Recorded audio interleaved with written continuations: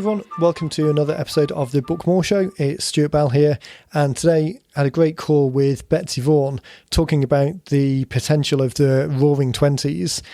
We're recording here kind of December 18th, heading towards the new year, and 2021 has a lot of promise for things getting back to some kind of normal, the economy picking up again, people being in a better position from a health perspective. So now is a fantastic time to start thinking about engaging with customers who are going to kind of convert and jump on board, maybe 6 weeks down the track, maybe 6 months down the track, maybe later in the year.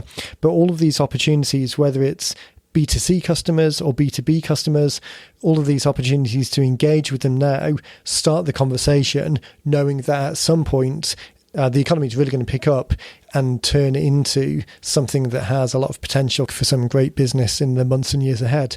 Really interesting episode. Really enjoyed this one. There's 3 or 4 great examples that you can take on board and use in your own industry. So with that, let's get to it. Betsy Vaughan. Hello, Stuart Bell. How are you? Very good, thank you. It's a chilly day up in Philadelphia. It's a chilly day here in Florida, too. Right. It's all relative. I'm all excited about it. Sweater time, that's why. It is. Sweater weather. It's boots and sweater. the 5 days out of the year that we do that here. Right. Lucy's a kindergarten teacher, and because of the whole COVID thing they're teaching, they're trying to stay outdoor as much as possible. So the class size is pretty, but trying to stay outside. So I think when she left the house this morning, it was like 21, feels like. So I was just texting her. They're trying to stay as warm as possible. Wow. I hope she has layers on. Lots and lots and lots. Lots of layers. Yeah. The whole thing going on. Okay, I'm not going to complain about the cold then. I'll just be quiet with my 59 degrees. Right. Well, like I say, it's still relative. It is all relative, so yeah. But it's great. We're just can't take it down here in the south. Right, exactly. So glad to be back here on the podcast. It's been a while. I know, right? There was a little unexpected hiatus, which I feel bad about, so apologies for people listening, because I do have 2 great shows that we're going to now release over Christmas with authors that we've worked with, and they're really interesting, really exciting. I loved recording them. So we'll get those out in the next 2 weeks or over the next 2 weeks. So that's definitely something to listen out for, and then back on a cadence in the new year. Super. The new year, I guess, now that it's rapidly approaching, that's really what I wanted to talk about today. This idea of, it's a new year, which obviously happens every year, but this new year is different in a way because it brings with it certain kind of feelings of potential, and 2021 being hopefully a very different year from 2020. So I thought it was definitely worthwhile talking about that and thinking about ways that we can leverage it using a book to kind of position ourselves going into that new year, and all of the things that just give people ideas really of thinking about things that may now be different as a way of using that as kind of like a jumping off point and leverage to get in front of new customers. That's great. I think, like you said, I think we're gonna see some new things in 2021 for sure. Just coming from how people have been doing business in 2020. So it's kind of going to be interesting, just to see and to show people some different ways they can do some things. And people, I think their heads already started spinning. The wheels are turning already, so should be interesting to talk about. Yeah. I've been surprised over the last couple of months. We had so obviously December now as we're recording, as the whole lockdown things were starting around March, April, we were actually pretty busy then, and then kind of summer was a little quieter, but the last couple of months have picked up as well. And I think that is traditionally we see a little bit of a peak towards the end of the year as people are about planning for next year. But this year particularly has been even busier than the past couple of years. And I think it's exactly for that reason you say that it's kind of this anticipation and people are starting to think about the potential. So hopefully this is going to be a great show, give some ideas and thoughts for no matter what industry you're in, things to think about, which are, as I say, are going to be reasons to get in front of people and start or restart those conversations. Very good. One thing that hasn't changed since we were recording last is my voice is still quite croaky. So I'm hoping that it's going to last. It seems to be every time I kind of speak slightly loud, it just gets that little bit croakier. So again, apologies to do you have your water sitting there? Get through. Do you know, I was on the phone to Dean before we recorded, and then we were talking for a little bit before we hit record. So I've got coffee next to me, but that coffee's cold, which is disgusting. Cold coffee should be banned. As I shared earlier, I have 3 big drinks beside me. I have my big obnoxious water jug that Stuart knows all about, and then I have a hot drink and a cold drink sitting here. So. I don't think calling it a water jug is quite accurate to kind of paint a picture for the listeners. A water churn or that might be more accurate. It's large, yeah. Yeah, try to stay hydrated. So I'm definitely doing that today. Parks and Recreation, it's child size, not that it's for a child, it's just the size of a small child. That's so true.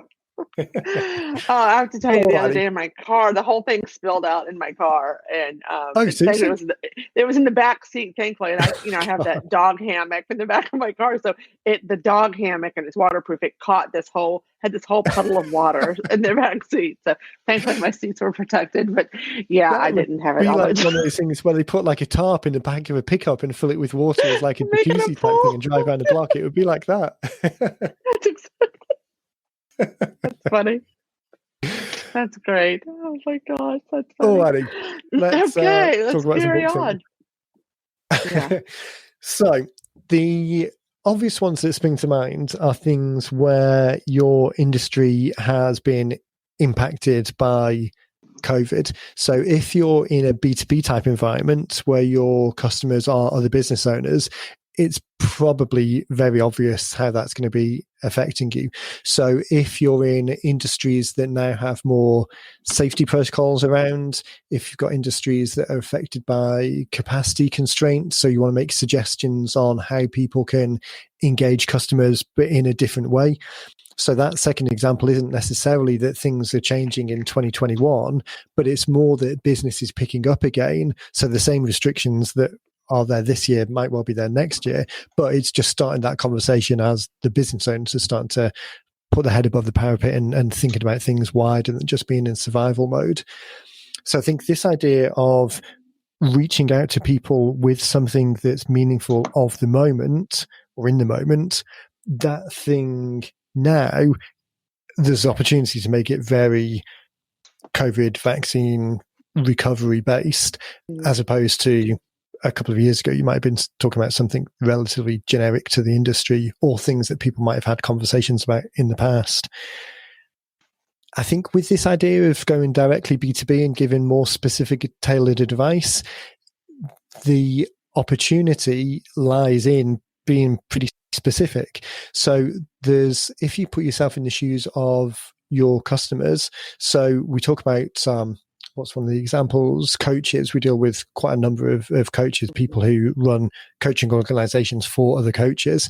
So writing the book that talks about how lifestyle coaches or real estate coaches or particular industry coaches can deliver the best benefits to their client in a remote world, and write something that talks about how to leverage Zoom and the other online technologies a little bit more than just the basics of, okay, we have to do this on Zoom now. Try and think outside of the box, the next level. This is going to continue, so how can you add value that little bit more?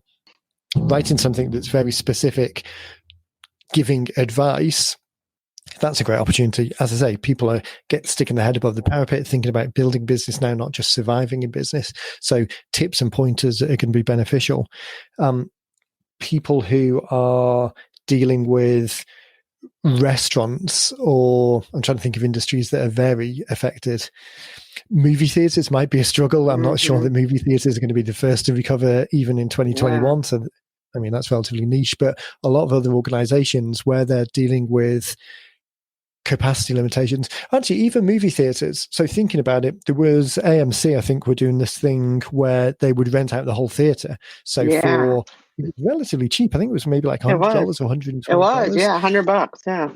Right. I mean, that's crazy. I mean, you bet, what's a movie ticket, like $20. So, I mean, it's not Yeah, that I much mean, more to get the anyway, whole thing. 10 to 15, $20. Yeah, depending on where you live. Right. Yeah. So you can imagine a scenario where, let's say you were working with movie theatres, small independent movie theatres, taking the lead from AMC and how they can try and replicate that similar kind of model based on whatever the state requirements are. So the book that you write talking about how movie theatres, independent theatres can survive in 2020, then the work may be to research what requirements or what constraints are state by state. Obviously that's going to change, but write down what state by state, maybe make it slightly generic. And if your state has the, because they're categorically similar, not every state has unique requirements. It might be different state to state, but broadly they're falling in the same pools of constraints. So distancing, capacity limits, opening hours or length of opening hours. Like I think in Pennsylvania at the moment, bars or New York, maybe bars are closing early, so there's maybe hour constraints. The staff element of it, what PPE you need to provide for staff, or on versus off hours for staff. So the job of work may be consolidating all of these requirements into a book that gives general advice for, if you're in this category, here are 3 things you can do to be compliant, and then the reader's job will be to pick and choose the constraints that apply to them. But by positioning it in a way that you've done this work, that you're giving them ideas for how they can do things, and then ideally going above and beyond just what the letter of the law is on constraints, and again adding some value and thinking bigger picture on ways that people can add value outside of just the particular experience. So movie theatres, independent movie theatres, it might be not that you're trying to play the latest box office release. And again, that's a whole other kettle of fish, but not that you're trying to play just regular movies that you would have played in normal times, but maybe you've got access to older releases that you can do events around. So when I was still in the UK, I went to a screening of a Michael Caine documentary, and he was in a theatre in London and I was in a theatre in North Wales somewhere.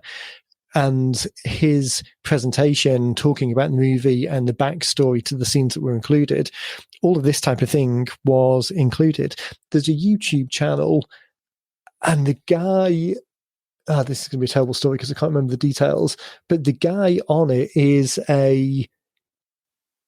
an actor. I recognize his face. So he's an actor, but not maybe a main, like an A-list actor, he's maybe B-list. And he was getting together with casts of old movies. So I think they did Ferris Bueller's Day Off. Dirty Dancing, maybe. And some of the other ones. So he was getting all of those actors together on Zoom and just doing it as a reunion thing. Now, independent theatre owners are going to have limited ability to do some stuff, but there's definitely some stuff that they can do. So they might have access to local films with local audiences. They might be able to screen local stuff. They might be able to do birthday-based events for people. So rather than passively just saying, come and rent the theatre if you want to rent it, buy lists of birthdays for people, cross-reference that for people who have got a certain income level. If there's any interest-based demographics you can get from list buyers that also give an intent of movies, or if you've got access to a movie on a certain subject, a certain interest group, then send it to that people and send out tailored invitations to the people who are more likely to be interested in that thing, and say to them, hey, we've got the theatre obviously is still closed, but we want to reach out to the local community and provide some tailored experiences.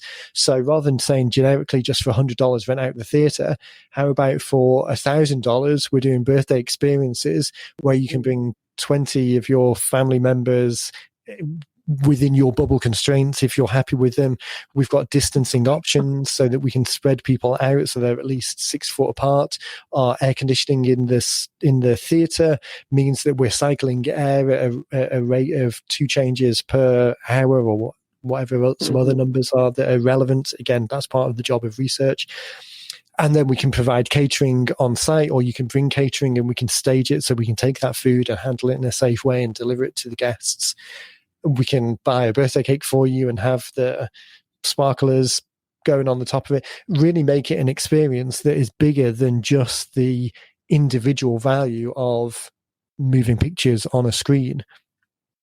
This airflow, that's a great idea. Sorry, there's a great idea there.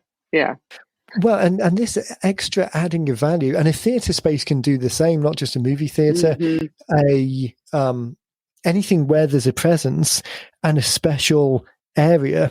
There's another podcast I listen to, which is just, it's loosely tech related, tech productivity related, Cortex it's called.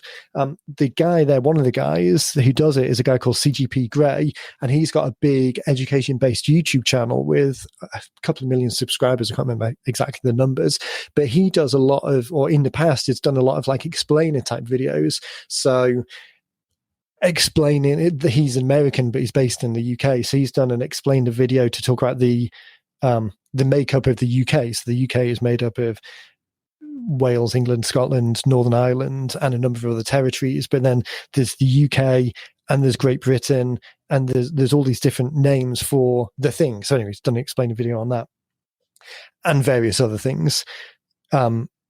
American tribes, I think, was one. The Constitution was another one. All of these different things. He was saying on the show that I listened to last week that the videos that he's done over the last year have, in the past, it's been very much going to places and doing research. Now there's been less of that because he hasn't had access to it. But what he has had access to is a couple of places that in normal times he would never have had access to, because usually they're either open to the public or they're too busy. But now that they're closed, that access is something special. So I'm thinking there are country houses, gardens, buildings in city centres, like sky decks on buildings, historical sites, all of these places that usually are relying on normal tourist traffic coming to the venue and just like churning through numbers of people, to be able to put on a very tailored event for a specific group of people and charge a premium for it. Because there's this terrible kind of dynamic of the and this is going off on a tangent a little bit, but there is a certain terrible dynamic of the pandemic, which means that for a lot of people who are in the upper half of the income spectrum, honestly, the impact of the dynamic of COVID hasn't been that bad, because these are jobs that can be done remotely. There haven't been mass layoffs in those industries because everything's still ticking over.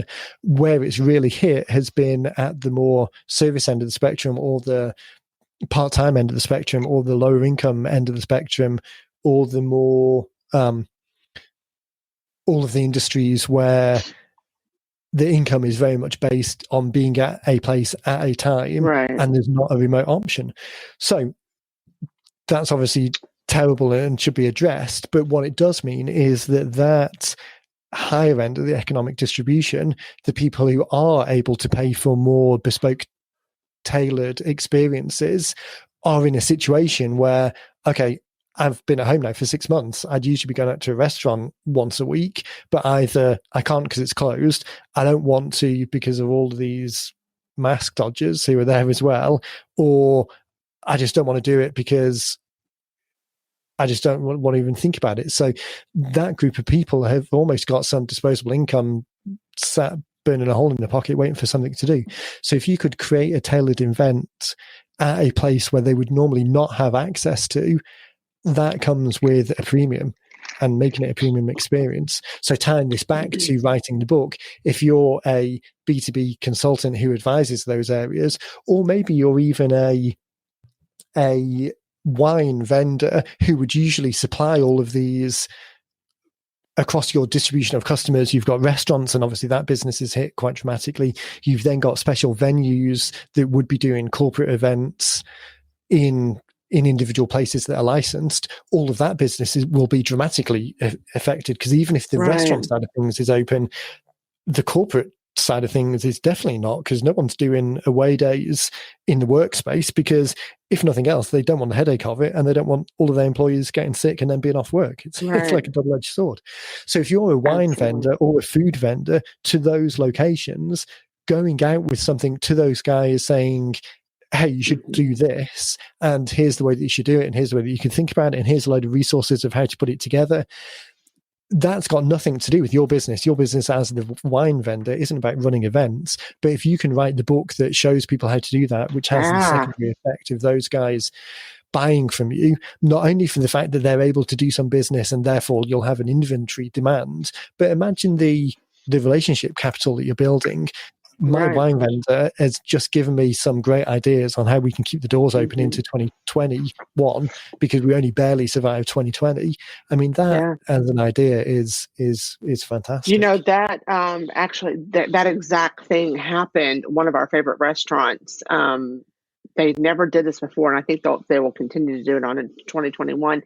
They started doing their wine. It was essentially their wine rep said, "Hey, you know, business is not great." They were only at this point, you know, they were closed down for 2 months.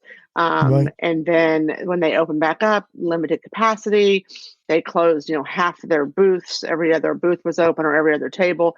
And so they have a private room, a really nice, pretty private room. And so they started doing special events. And the wine rep was the one who said, "Hey, listen, I'll get all these vineyards to come in. We'll bring them in. You guys do wine pairings, you know, wine pairing dinner."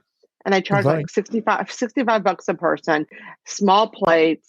So, you know, the restaurant benefited from that. The wine vendor, because they also came in and said, "Hey, we have special deals on these wines that we're showcasing today. You can buy a case of this for half off or whatever." And it was all, I mean, that's exactly what you're saying. It was, you know, the wine vendor or the vendors were saying, "Hey, let's do this."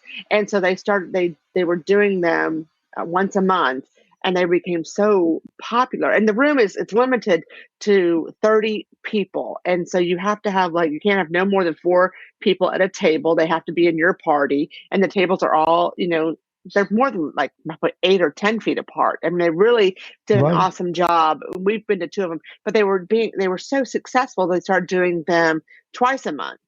And the middle of the week, you know, and so they were people really were interested in them, and it was just a nice way. And you know, we had not gone out and done anything, and so it was a nice way. You know, the environment was clean and clear, and we knew the people, you know, they were taking extra precautions and stuff, and we felt safe the whole time, you know, that we were there. And so we ended up doing it another time and took, you know, another couple with us once. But it was that exact idea, and it brought business to them, you know, to the restaurant. The wine salesperson, who obviously was probably hurting as well, you know, he got to sell some wine. And so it was a perfect situation, you know, and it established something, you know, new for them that they can continue on into 2021. And, you know, we look forward to talk to the manager, and he's loving it, you know. And the goodwill it creates both from the vendor side to the restaurant, and then from the restaurant to the customers, that willingness to go above and beyond the experience of the customers. I mean, you can hear in your voice how enthusiastic you are about going to the next one. I loved them. But it's such exactly having this tailored, bespoke opportunity is so much nicer than the mass market, and it might not always replace it, but to have that kind of personalized approach compared with being able to do nothing, I mean, it's just so dialed in.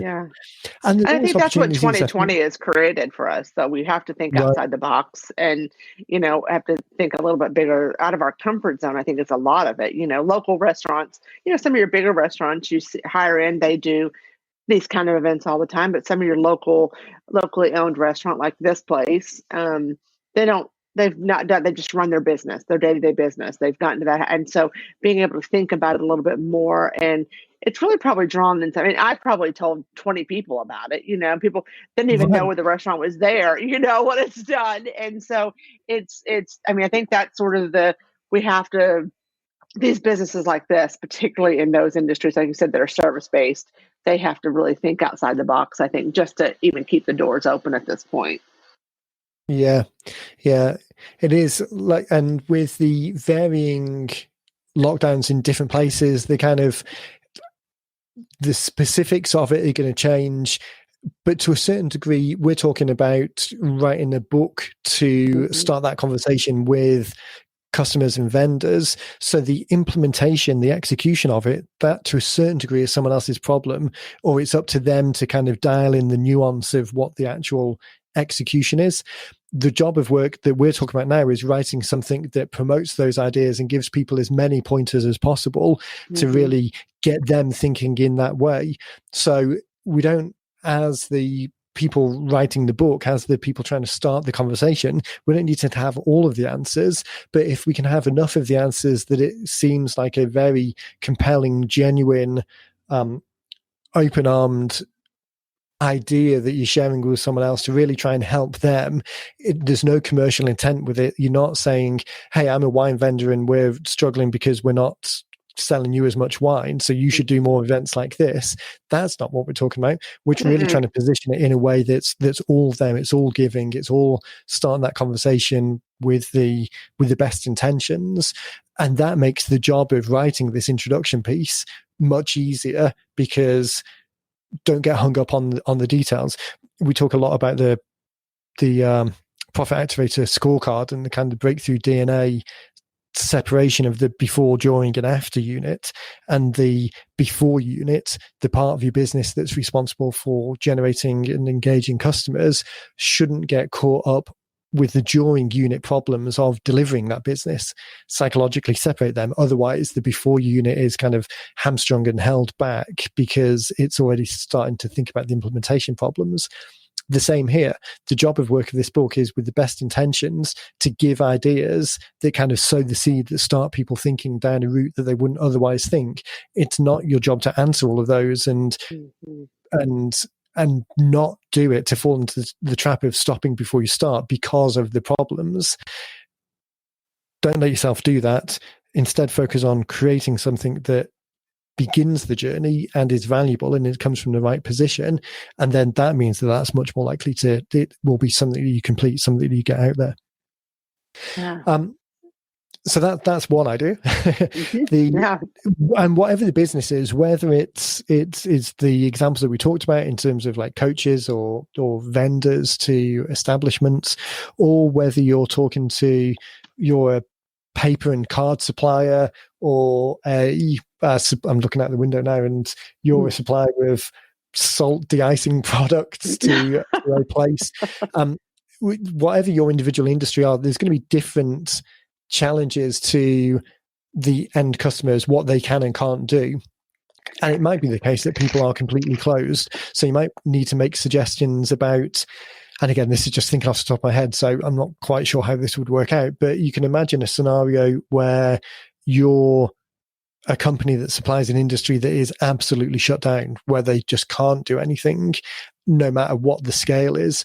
So the book that you write might be about how to minimize losses and really try and keep the wolf from the door for another 12 months and write things that to support that, knowing that there's going to be no business from that sector for another 6 to 12 months, but you're trying to keep the relationship conversation going. Or it might be that you're write the book that's about restarting or pivoting to a different industry or whatever it is to make the best of the situation. If you can take a moment to think about what that is, put yourself in their position, writing something like that, the job of work is to engage and keep the relationship going and be front of mind or be there once things pick up again. And whether that is 6 weeks or 6 months, you've got no control over that. That is the industry that you've chosen to be in, unfortunately. Make the most of the situation and just try and keep the conversation going. That's great. Yeah. We have an interesting phenomenon. So the breakthrough events that Dean does, the 3-day coaching events that were in person and have been on Zoom for the last year or so, there's an interesting phenomenon that happens there in that it's very easy to make suggestions for someone else's business. And I think the reason that happens is because you thinking about the idea and things that people could try, you're not locked in to the constraints or the downside or the problems with implementation or execution.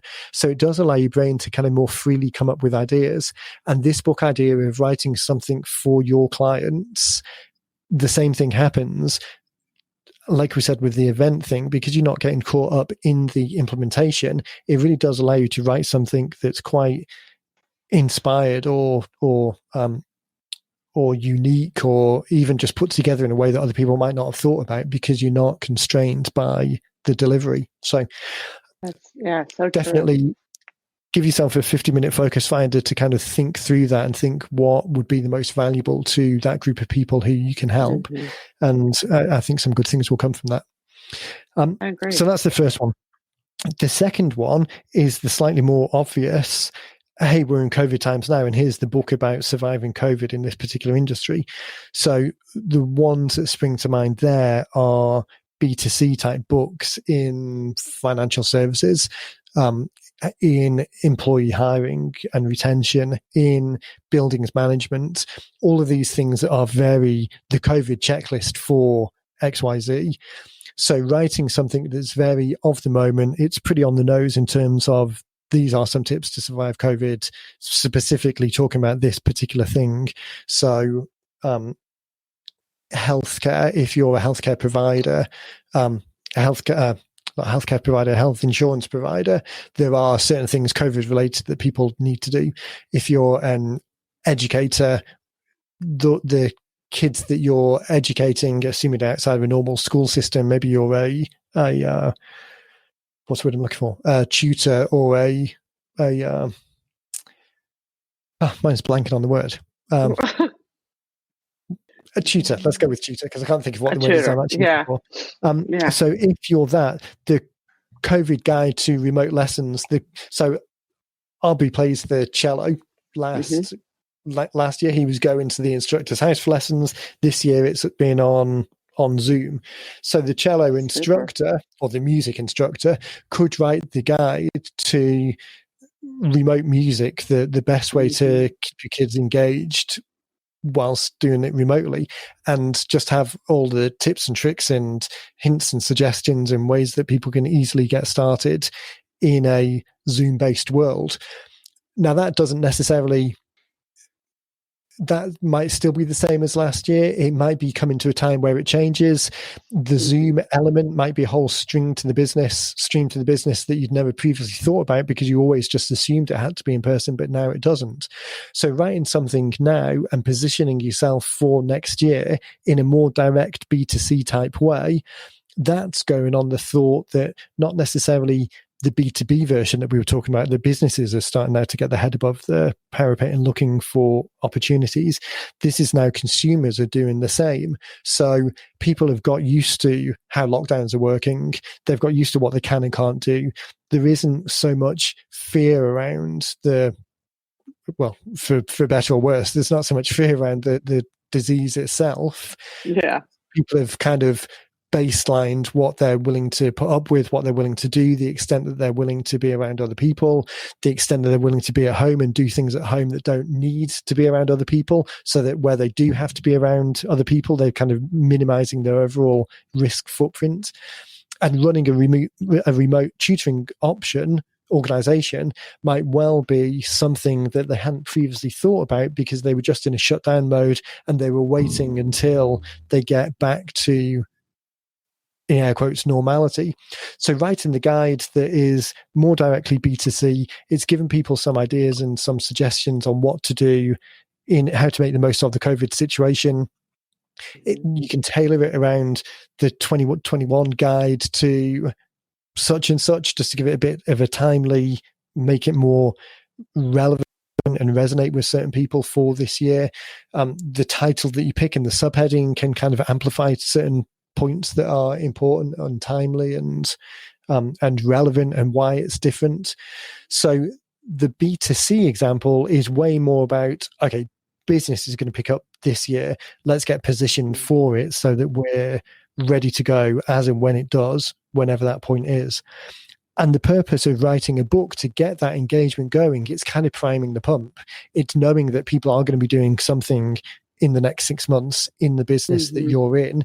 So it's just getting stuff out there ready to start that going, which is a little more like normal. Like very often we're talking about this type of thing. So again, I'm trying to think of extreme examples, but florist. Wedding florists over the last year have been hit pretty hard. People are going to get married in 2021. So if you don't have a way of engaging those people now, so writing the 2021 wedding planning guide, which could be broader than, we've talked about this example in the past, but a florist could write the venue guide. So actually this idea is writing, I'm jumping all over the place because my mind's kind of popping with ideas as we're talking. So let's stick with the first thought first, and then I'll jump onto the second one, which I think is probably even better. The first thought is being very close to your business. So the 2021 guide to safely selecting wedding flowers, that's very close to what you do. You're a florist. It's talking about wedding flowers. You're not trying to be, you're not bridging in and coming round through the side door. This is very much what it says on the tin. And it might be the 2021 guide is what you really need to do is minimize your footprint of going out there. Stocks and supplies are going to be limited as distribution networks are still impacted, or the floral network is still impacted by people being out of work or lockdowns, that type of thing. So supply is going to be constrained. The availability to speak to your wedding florist, you ideally want to go and see some stuff at some point, but you want to minimize your exposure to that. You don't want to have to go and see people at every point.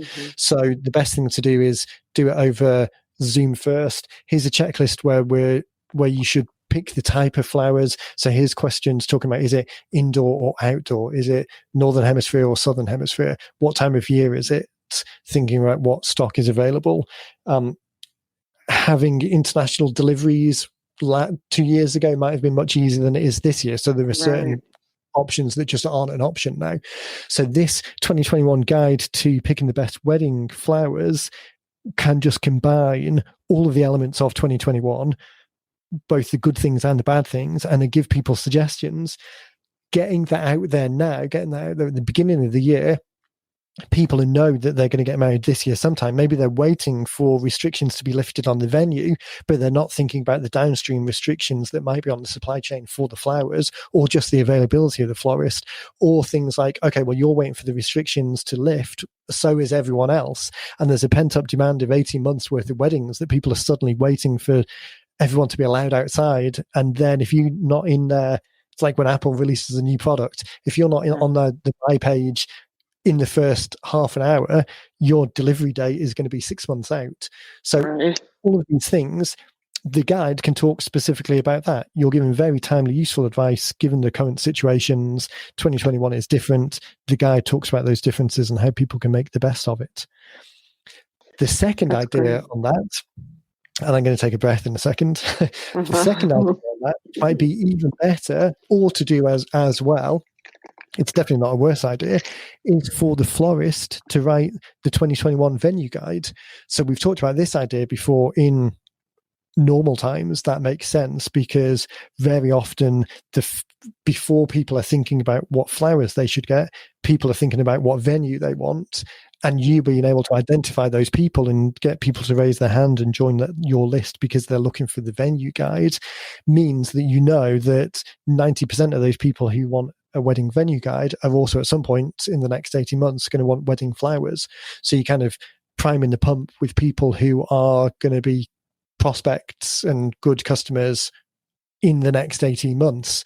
So the 2021 venue guide, that's going to be more useful next year than it was 2 years ago, because so much has changed. So the guide might include the best places to go, the ones that have got their safety and cleaning in order, the ones that are naturally more inclined to be suited to an indoor and an outdoor wedding, the ones that are bigger venues, so there's just more spacing that you can have, the ones that were unfortunately the best sites but are now closed, they're not there anymore because they went out of business.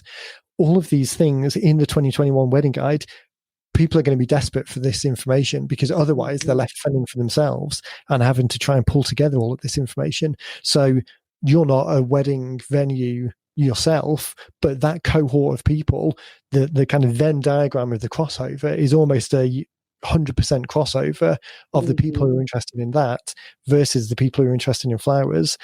And by addressing and starting the conversation with those people further up the chain earlier in the process, you've got the ability to now, you're not being one of 10 florists that people find because they're now searching for wedding florists. You're able to jump in and start that conversation earlier because you've given them something super valuable before they even get to the stage of thinking about flowers. You've got the chance of building that relationship before they even get to that point of thinking. Wow. Yeah, that's Now I'm going to take a breath. No, yeah, that's good. That's good stuff. I think yeah, I think it's kind of like what I said in the beginning. There's so much we have to think now future wise, like how things are changing and how, what people are going to be looking for now as vaccine comes out and people try to start to return to normal over the next 6, 8, 12 months. Hopefully, it's going to be, that's definitely, there's so many things. Every industry, that service industry can really provide, businesses can really provide a lot of information to clients, because I think there's going to be that searching, that whole new normal, if you will. I think we're going to go through that again. Yeah. For There's sure. also the third point I wanted to make just before we wrap up is really this idea, and I heard it, I can't remember where I heard it, but last week when I was still down in the office, I heard someone talking about the Roaring Twenties and how there is a certain amount of anticipation that 2022, 23, 24 is going to be a very buoyant time. And again, not for all industries and not for all people, and certainly don't want to kind of diminish the hardships that are absolutely out there and will take a long time to recover from. But for a lot of the economy, there is pent-up demand and pent-up global demand that has had somewhere between 18 to 24 months of an external unusual factor separate to the industry and the demand. An external thing has caused all of this pent-up demand. So this kind of return to the Roaring Twenties, but the 2020s this time, there is a certain amount of start laying some seeds now ready to capitalize that on as much of that as possible when things really pick up, because you don't want to be left to be the last person getting back up to speed and miss out on all of this interest or demand or activity that's going to go on. I think I think you must have told me that yesterday or the day before.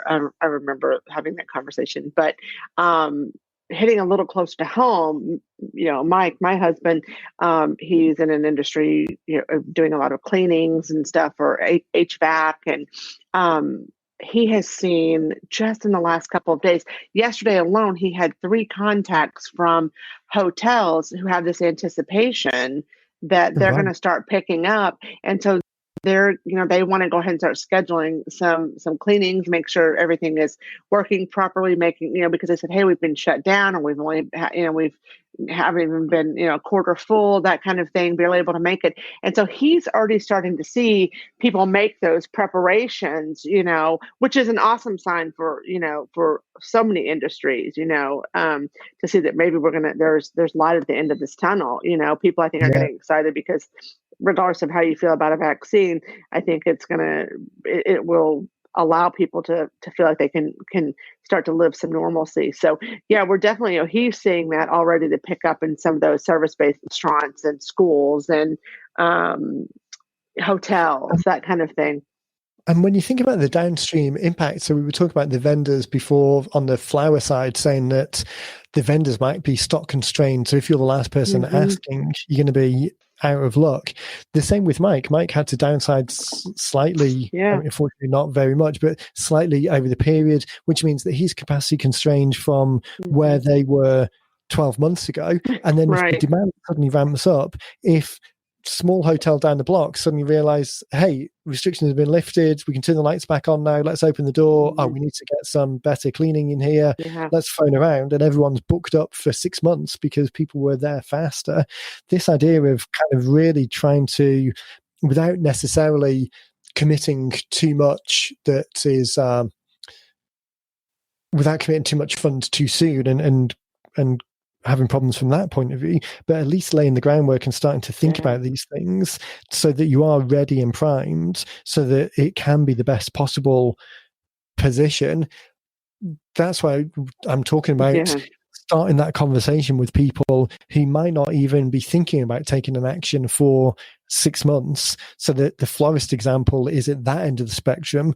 That pickup is almost certainly going to lag restaurants or something where where it's not such a long, big commitment. You can decide to go out to dinner this evening, and if the restaurant's open, it's great.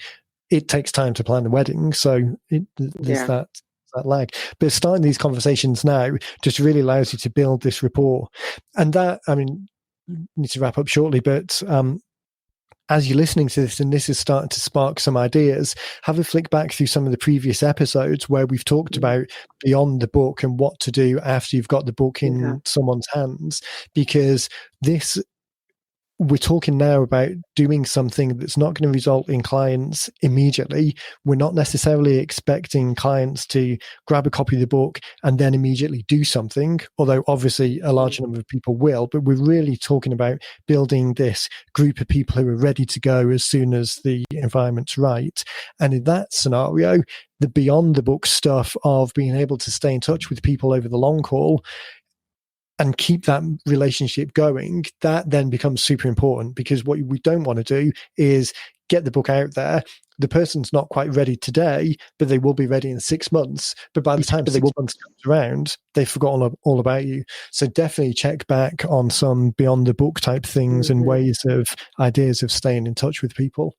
And I guess on that note as well, we can wrap by just suggesting again that people head over to bookblueprintscore.com to fill out your own scorecard that looks at the 8 mindsets of an ideal book. So with this concept of we want to write a book that engages our customers within the current environment, and we're writing it from the position of giving them as much value as possible, whether it's B2C or B2B, then going through the framework, the mindsets, and answering each of the questions with that in mind will really help you identify which parts you've got dialed in already, where there's opportunity to improve and really create something that ticks as many of the boxes as possible. And also there'll be some ideas in there that you haven't necessarily thought about previously, and that will spark other conversations and other opportunities will come from that. So as you're listening to this, head over to bookblueprintscore.com and fill out your scorecard to step through those 8 mindsets, and that will really help you kind of get this idea dialed in. Very good. So with that, I think we should good time to wrap. Wrap it up. Yeah, if you've got any questions about what we've said as we've gone through, and I'm always happy to kind of brainstorm some ideas with people. So just reach out to us at podcast at 90 Minute Books or hello at 90 Minute Books. Both of those will get to us and ask any questions. And if it's just a podcast question, then stick a note of it and we'll answer it in a future show. But if you want to jump on a call, just let me know. I'm always happy to, Betsy and I are always happy to jump on a call and talk through some things. So that's always an option. And then if you're ready to get started, I mean, we're February 18th as we record this, headed towards the end of the year. If this is an idea and something that you want to do. Did you just say February 18th? Oh, did I say February 18th? It's because I looked at the date on my computer and it's got FRIDEC 18. So my eyes must have just read FRI FD. So it's December the 18th. If you're thinking that you want to get your book done for February the 18th, then now's the time to start. Now's the time, yeah. Yeah, now's the time. So it's definitely the case that jump on board now. You can allocate the cost for the book in 2020 revenue and kind of get some tax benefit of having a valid business expense in 2020 if you've got a budget that's waiting to be used, and then get started in the new year. So that's also a great idea as well, kind of allocate the budget in the time frame that makes sense and jump on board now and then get started after Christmas. Very good. Do you know, all the time that we've been recording, I've been looking out and my neighbour has been shoveling snow off their car because they didn't do it. It fell. With Friday now, it fell Wednesday night, and we were out there shoveling just after it fell, and it was super easy because it was light, fluffy snow. It wasn't frozen. Right. And the poor guy from next door has been shoveling what really is just blocks of ice. Oh, man. I'm just actually quite pleased that I haven't had to pause for a second and call medics, because he's working at quite a That would be awful. Yeah, no. Going off for a hand. Yikes. No. Alrighty. Well, all right. With that, thank you for your time, Betsy. Thank you to everyone listening. As always, give us a shout at hello at 90 Minute Books if you've got any questions. Head over to 90minutebooks.com and follow the Get Started links to jump on board. Or if you want to do your scorecard first to see where your thinking is around those 8 mindsets that we talk about, then head over to bookblueprintscore.com. Very good. Alrighty. Thank you, Betsy. Thank you. Alrighty. Well, I will catch you later, and everyone listening, stay safe, and we'll catch you in the next one.